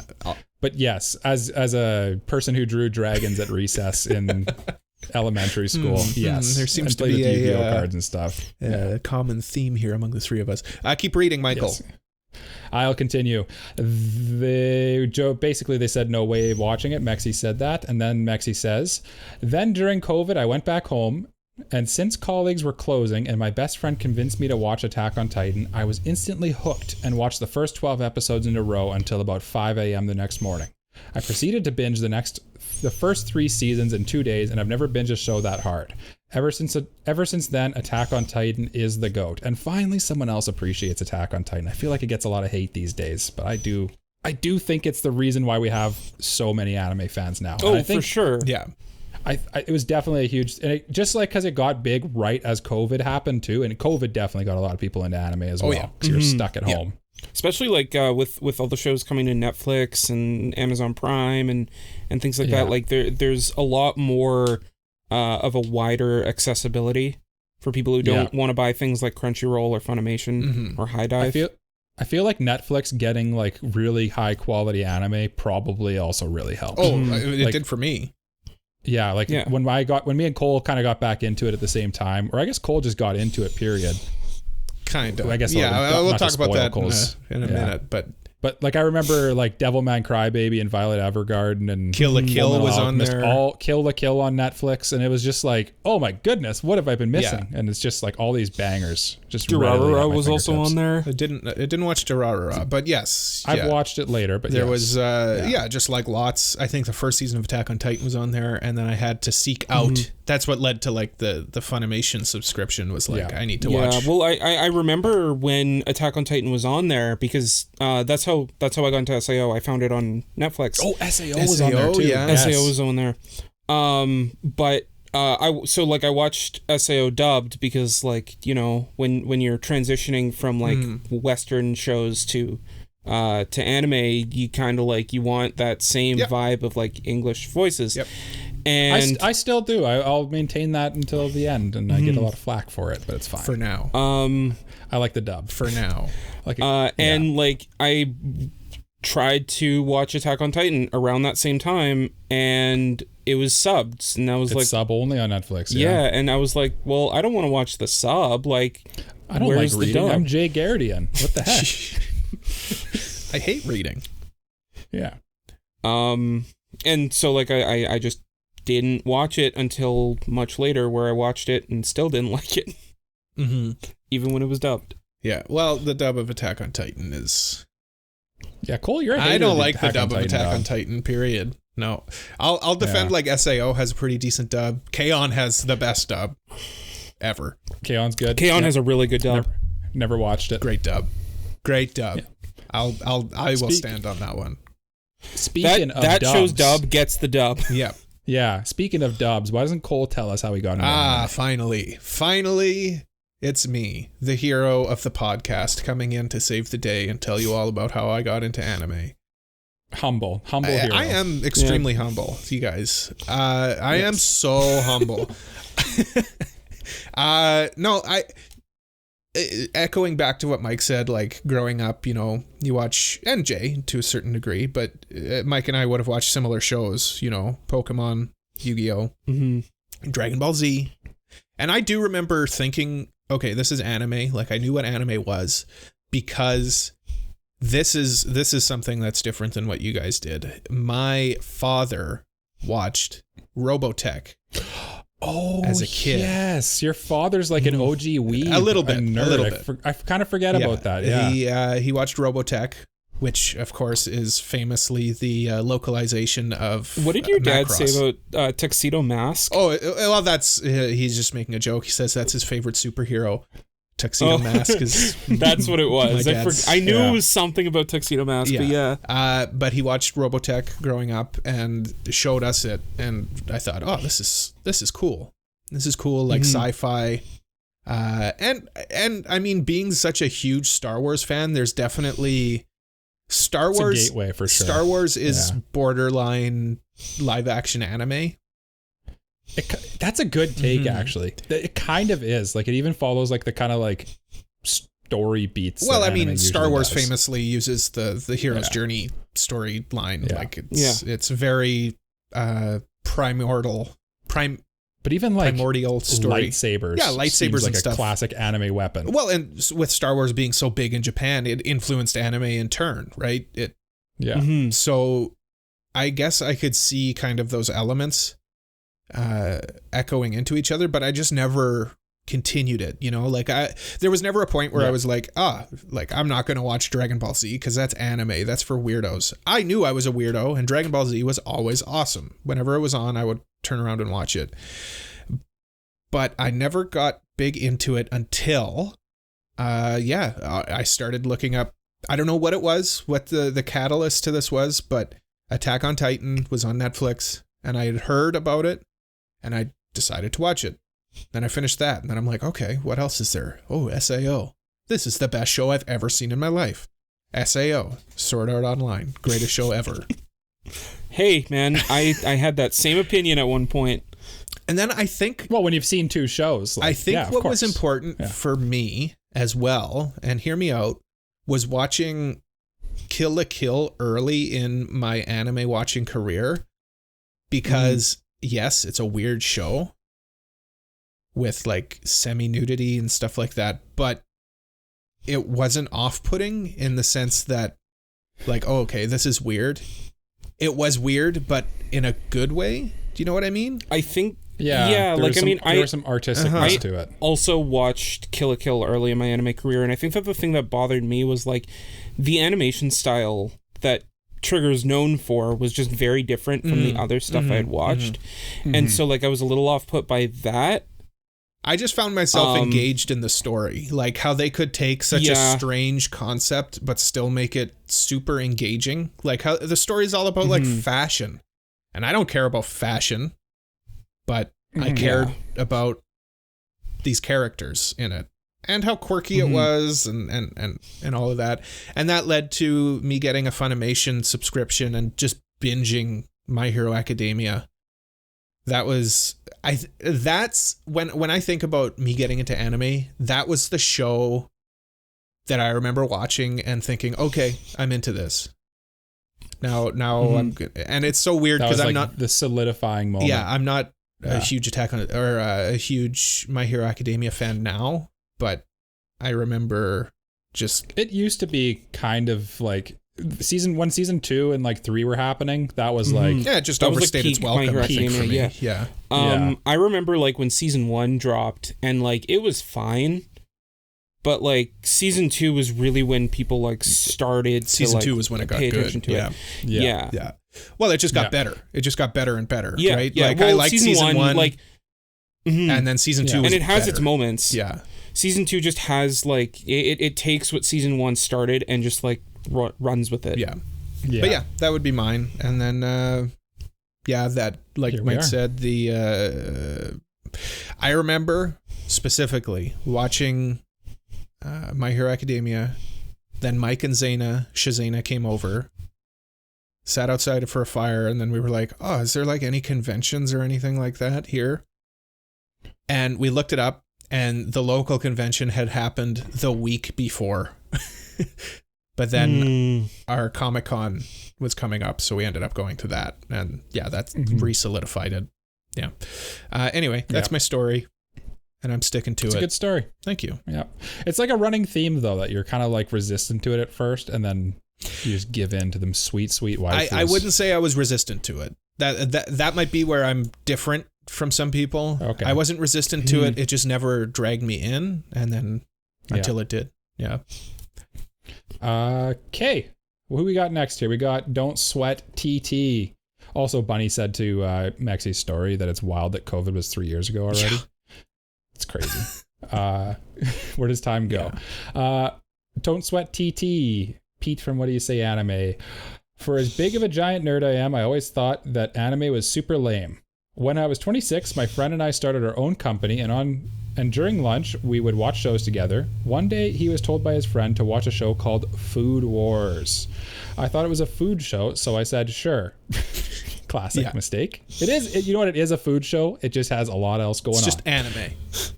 I love that meme where people post like random GIFs or pictures of Food Wars and be like, this is a show about food. Yeah. Yeah. Meet best girl. Turns out it was an anime. I was like, oh, great, anime. And then for some crazy reason, that is the show that got me hooked. Now, years later, I have hosted an anime podcast for 4 years. Funny how things happen. And we echo that sentiment, I'm sure. Yeah. On our anime podcast as well. Yeah, live on air. Yeah. You got one more, I think Wars, you said? Yeah, I got one more. Food Wars is great. I appreciate it. I need to watch more of it, though. I've only watched like the first. That's one I gotta watch still. I don't know what it is that's keeping me from it, but It could be the ecchi. That doesn't bother me as much as you two. I'm not too sure if Cole would like it, honestly. Like, I'm kind of torn. Like, I think he would. I feel the ecchi in that tickle one. him in the fun. I feel like the ecchi in that one is just goofy, so it really doesn't bother me. Yeah, no, it's super goofy. The whole show, it doesn't take itself seriously at all, and that's what's so great about it. It's just one of those ones. I think that haven't one of the bigger problems with the later stuff is it takes itself a bit too seriously. That's what I've kind of heard. Yeah. And like it just kind of like gets to a crazy level where they're cooking for like the world peace or something. Yeah, and like at the same time, like the stakes get way too high that it's like there's no way they could possibly. But that's lose. goofy in and of itself too, though. Like, is that not ridiculous? If done right, it can be good, but in more in like an ironic sense rather than like an intentional sense. Last one. I had to peer pressure Devin because I was worried that this one wouldn't make it in because we were recording, and he said he had other things to do, and I'm like, basically, please get it in. Devin grew up in the 90s and watched an unhealthy amount of television, and with it being the 90s, you had to watch what was on. Exactly how I grew up in the Dragon 90s Ball Z too. was on. That's why everyone liked Dragon Ball Z, because it was on and it was good. I used to come home from school and watch whatever there was to watch. This turned into watching Toonami, but I still wasn't sold on this weird Dragon Ball Z show that would come on. I had a friend who really loved it, so I gave it a shot and really enjoyed it. From there, I started watching any anime that aired there, and after that, Adult Swim became a thing I was too cool for the kids shows. Or after that, Adult Swim became a thing, and I was too cool for the kids shows. I was all of 12 or 13. So I started watching the more quote-unquote mature shows with swearing and blood. At that time, we had no idea how much editing was done to our shows, and I eventually fell off even that, and I got so much more interested in girls. I graduated, it's like, again, natural progression, and I remember watching One Piece, like the One Piece localization version. Yeah. And I remember, like, Four Kids was like notorious for like changing all the adult stuff. Like Sanji's Sanji's cigarette was a lollipop. Yeah. Or like in Pokemon, Brock holding up a clear onigiri and being like, instead of saying rice ball, he said it's a jelly donut. It's like, no, it's just clearly not. Yeah. Okay, where are we here? Devin likes girls. Where is that in his paragraph? Here we go. I graduated high school in the mid-aughts and got a job in Blockbuster. I spent some time there discussing anime with my coworkers. One of them, also named Devin, coincidentally, gave me the first 150 so episodes of Bleach subbed. I was back in, baby, and I got into the digital fan sub scene and learned how to torrent. I fell off again when I met my wife and we got busy with babies and other life things. Devin likes girls. That's Devin. Girls get in the way of Devin's certified anime enjoyment. Girl enjoyer, Devin. Yes. It's fair though. I got a real job, quote unquote, once Blockbuster closed, and I was talking to another coworker at that workplace about anime, and it ignited my passions once again. This would have been around 2013, and I joined Mao and eventually switched to AniList. Yes, AniList best. Superior. AniList best girl. I've been watching seasonal shows since then. That is, that's a solid story. Yeah. That's I like that one. Yeah, it had a lot of twists and turns in that one. Good story. One thing I forgot in my epic tale was another thing that I had that you guys probably didn't was a cool uncle who liked anime. My dad's brother liked Dragon Ball Z, and we would talk about it all the time. So I think that's why I never thought it was uncool. You had like very like nerd supportive family. I would say I definitely did not have that. To this day, my dad will still not like watch sci-fi or fantasy or anything. Like just will not. It's too not real. I only watch real things. I knew people that like I went to school with that were into anime, but like it wasn't really like parents or uncles or aunts or anything. It was just like people in my generation. Yeah, the one guy who like was famously an anime fan in Cole's and I's school, and he's smirking because he knows this, but like he would do like dances to Vocaloid songs in the hallways and stuff. No. And like he had like the Naruto headband, like, and would like run around. Cringy. Like what people used to think of when they think of like an anime fan. Yeah. And it was that seeing it, do what you like to do and do what you love, but just know that people people will make fun of you sometimes. It just happens. Especially when you're in high school. Oh, yeah. Especially in high school. High school is a terrible place full of really mean people. Yes. Yeah. But it's a lot of fun, too, if you sometimes Shout out to Card Captors, the dub of... Oh, Card Captors, yes. Card Captors and Sailor Moon are probably what made me into the anime fan that I am today, too. Because, like, I got exposed to those, and probably Inuyasha too, because there's a lot of like shoujo, full on, either of those are full on shoujos or just like have shoujo themes, and they just warp my brain in just the right way. Yeah, and I like it. Yeah. Devin also said, funnily enough, I got my 11-year-old into anime with Dragon Ball Z as well. That's proud. That's Devin awesome. there it is. Yeah. Well, there's all of the questions that we have today, and there's all of the answers that we have collected today. Now, certainly. Now you know a bit more about us, and now we shall reveal a bit more about you. The anime that will be possibly that you can choose. Yes, reviewed between. Yeah, you got the power. So how do we want to do this? Do we just want to name our shows? Do we want to give little hints and see if we can guess them? Let's give little hints. And see if you guys can do it. I'll go first because I've got mine right here. Okay. So I am proposing this show. It's a 12-episode show. It's on Crunchyroll. Mm-hmm. Okay. I'm not going to reveal the studio because that might give it away too soon. It's a Maho Shoujo show. Okay. It's an anime original. I think I know what it is already. Do you want to guess?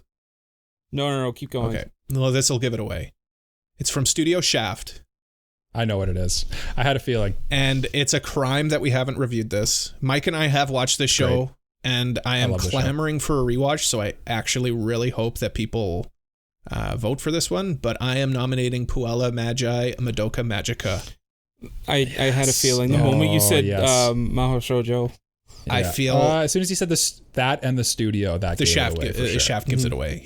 I hope, ladies and gentlemen, this is my plea. Please let me watch this show for your entertainment. Jay, have you seen it? We will. No, I have not. Okay. Also, Jay hasn't seen it, so he needs to be woken up. He needs to be indoctrinated. Yeah. Yes. Okay. Seed of grief in him. On my screen, Mike is beside me. So, Mike, you go. Okay. My show is more obscure than Cole's show. Cole's show is wonderful and many people have watched it. My show, not so much. It came out in 2019. It's 12 episodes. It's by Studio Doga Kobo. It features... Its genres are comedy, ecchi, slice of life, and sports. It features lots of like weightlifting and like gym training exercises and stuff. It's a little show. Do you guys want to take a guess before I reveal what it is? Is it the dumbbell show? It's the dumbbells. It's how heavy are the dumbbells you lift. And I just thought, you know what? Let's do something fun and silly. That is goofy. A little bit of ecchi splashed in there. Let's go. That is a goofy show. That's my nomination. All right. Yeah. Now, last but not least, certainly not least, most even, you could say. Jay. My nomination is 12 episodes long. Oh, thank God. This will be easy. Good. Thank you. Debuted for that. in 2016 by Studio A1 Pictures. Oh, no. It is an action adventure I know what it is. fantasy. No way. What? And it's on Crunchyroll, Funimation, Hulu, and Netflix, apparently. Says AniList. Would any of you like to... Would any of you like to wager a guess? Mike is like losing his mind. It's because there's a figure of the main character of this show directly above Jay's head, I think. Is it Sword Art Online, Jay? Sword Art Online is not 12 episodes long. Sword Art Online's too core. I'm an idiot. I was thinking of, okay. Disregard everything I've said. A1, single 12 episodes, A1. 2016. No, I don't know. Yeah. Gentlemen, my proposition for us to review is Grimgar of Fantasy and Ash. Oh, I've looked at this one a lot, actually. I'm curious about that one. It's on Netflix, apparently. Apparently, says AniList. It might be on Netflix Japan or something. It could be on in the States as well. Technically, my show's also on Netflix, it says. And Hulu. I think mine's Crunchyroll. And Billy TV, whatever that is. I think that's in Japan. I don't know. Oh, okay. So these three one of these three will be our next review. And we are giving people a couple weeks to vote on it. And they can vote on as many platforms as they are able to, and your vote will count on each one. But some of them will only allow you to vote once. So, and then we'll review that next month. So we'll give you some time to watch them. Thankfully, they're all short. They're all 12 episodes. Yes. Good job, boys, on that one. And our next review that we are doing is short as well. Yes. Got a lot of Odd short Taxi. shows coming up. And what show is that? It's Odd Taxi we're reviewing next. That's right, Odd Taxi. But while we're watching Odd Taxi and you're watching Odd Taxi, you can vote on these 3 shows and decide which one you force us to watch next. Or let us watch. I don't know. Yes. It could be good. Yeah. Both. It's both. It's both. both. It's both. It's It's both. both. But anyway, that brings us to the end of this episode. Thank you for listening to another episode of the Anime Protagonist Podcast. You can follow us on social media at anipropod. That's ANIPROPOD. You can follow me at AniProCole. That's ANIPROCOLE. Michael, where can they follow you? You can follow me at Gritty Gundam, GRITTYGUNDAM. And Jay, where can they follow your sweet little online presence? You can follow me in various places at AniProJ, that's ANIPROJAY, or Jay Gardian, that's JAYGAREDIAN. That's right. Yes. Please leave a like, review, subscribe. Give 5 stars to us, please. We need all of your stars, and tell a friend all about us. Join our Discord. It's a lot of fun there. We talk about stuff, and we ask for your input for the show. Links to everything is at our website, anipropod.com. And if you really, really enjoy our product that we present to you every week without fail, even if it takes all of the energy out of us, why don't you consider supporting us on Patreon, like these lovely folks whose names I am getting on my list of names that I have on my computer. And those names, like people. those names are, do you have them? Yes, Mr. Family Guy 36, Elijah Wood, ladies and gentlemen, Brain Dead B-Dog, Super Mexi, and Beach. Thank you so much for supporting us. We appreciate it. You guys are awesome. More awesome than us, frankly. Yes. Certainly. Certified. And if we saw you at Ai-Kon last weekend, thanks for saying hi to us. Yes. Yeah, it was nice to meet you guys. Super cool. You are cool, unless you did... Especially you. You know who you are. Unless you were the one who punched Michael in the face. That was kind of uncalled for. That was, Well, it was kind of. I mean, kind of, but also, you know what? I forgive you. Actually, you were the coolest of the cool. The cool. They were coolest. Now. They were the coolest. Yeah, Mike really. Honestly, it. They should have done it again. He's waiting. We will be back next week, but until we come back next week, we say, as we do at the end of every episode of the Anime Protagonist Podcast, there was a ghost that just flew past my head. I don't know if you guys saw it. Bye bye. Bye Bye bye. bye. Bye bye. The ghost.